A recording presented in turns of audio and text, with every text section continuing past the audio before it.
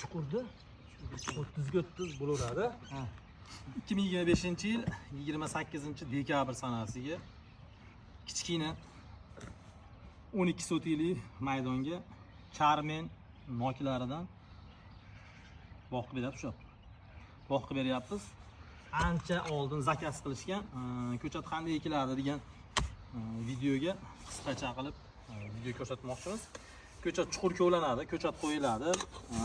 Ko'chat tagiga yopiladigan turpoqqa bir siqim amafos solasiz. Rossiyskiy bo'lsa yetadi, chunki bitta kapsula 20 sm diapazonga bemalol kuch beriladi. Yosh ko'chatda kontakt bo'lib qolmasligi kerak, sabab tomiriga soladigan bo'lsangiz kuydirib qo'yish ehtimoli bo'lishi mumkin.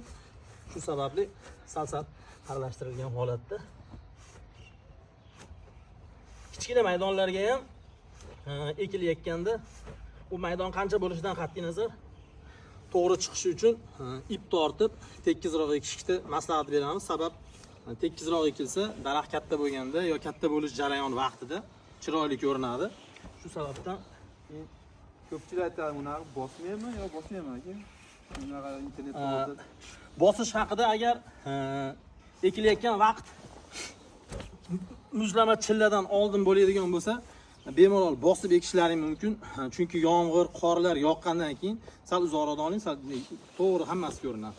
Yomg'ir, qorlar yoqqandan keyin bu bosilganda trombobka bo'lib qoladi, tomirlar qisilib qoladi.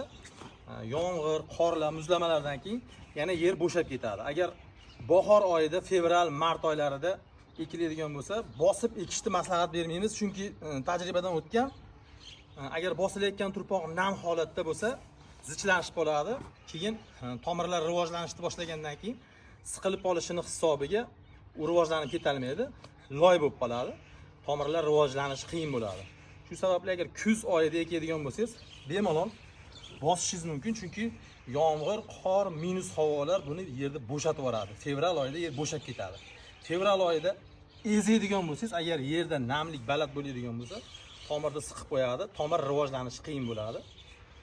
Video manfaatli bo'lgan bo'lsa, bitta like bosamiz. Xuddi shu holatda ipga tortib ekilyapti. Bizdan oldin ekib ketishgan ekan, lekin hech qanaqa ipga tortishmagan, nagilar solib ketishgan ekan, ko'chatlari ham yaxshi ko'karmagan ekan. Salomat bo'lasizlar, bizni kuzatishda davom etasizlar do'stlar.